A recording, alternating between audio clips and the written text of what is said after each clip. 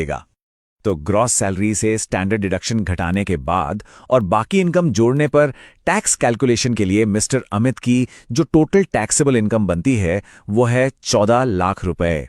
अब जब हमारे पास टैक्सेबल इनकम आ गई है तो चलिए फाइनल टैक्स कैलकुलेट करते हैं। हम देखेंगे कि AY 2026-27 के लिए जो नए और बेहतर टैक्स स्लैब्स हैं वो मिस्टर अमित की इनकम पर कैसे अप्लाई होते हैं। चलिए इस टेबल को ब्रेक डाउन करते हैं।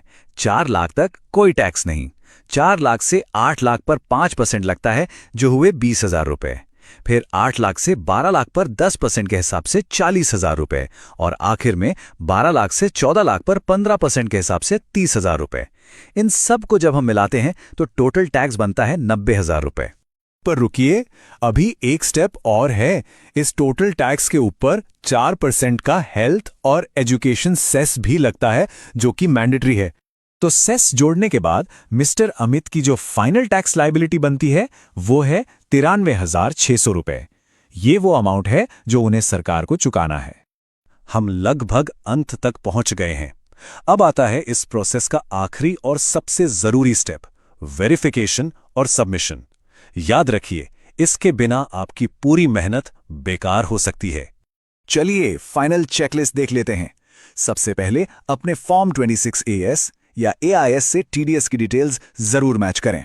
अगर कोई टैक्स बकाया है तो उसे ई-पे टैक्स से चुका दें। सबमिट करने से पहले रिटर्न का प्रीव्यू देखना बहुत जरूरी है। और फाइनली आधार OTP का इस्तेमाल करके तुरंत ई-वेरीफाई करें। जब तक वेरिफिकेशन नहीं होता आपकी फाइलिंग पूरी नहीं मानी जाएगी।